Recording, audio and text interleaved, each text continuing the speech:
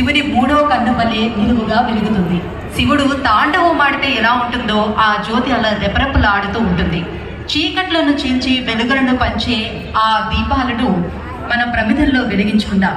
మన వైదిక నిర్వాహకుల సూచనలు పాటిస్తూ అందరం కలిసి సామూహిక కార్తీక దీపాలను వెలిగించుకుందాం. ఆ దీపలక్ష్మికి పూజ చేసుకుందాం.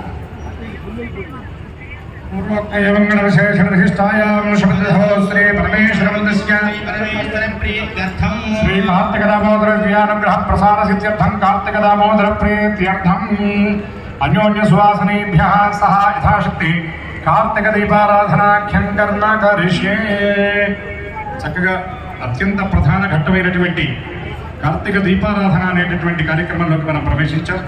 అందరూ చక్కగా దీపాలు సిద్ధంగా పెట్టుకోండి. నూనె వేసి ఒత్తిని కూడా సిద్ధంగా పెట్టుకోండి.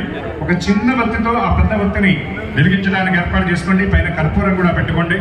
దీనికంటే ముందుగా మనందరినీ భరిస్తూ మనల్ని ధరిస్తూ ఉన్నటువంటి ధరిత్రి అయినటువంటి భూమాతకు అందరం కూడా ఒకసారి నమస్కారం చేద్దాం. రెండు చేతులు కూడా నేలకి తాకించి 3 సార్లు కళ్ళకద్దుకొని అందరం కూడా నమస్కారం చేద్దాం. ఉద్ధృతా శివరాహేణ కృష్ణేన శతబాహునా వృత్తికే హనమే భావం వృత్తికే